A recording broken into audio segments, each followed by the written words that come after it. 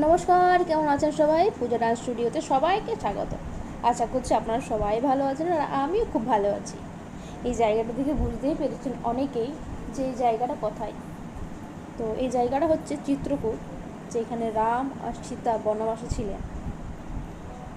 তো যখন সীতার খুব জল তেষ্টা পাচ্ছিল, তখন শ্রীরাম তীরে করে বান মেরে মাটির গর্ত থেকে জল বের করেছিলেন মা সীতার জন্য।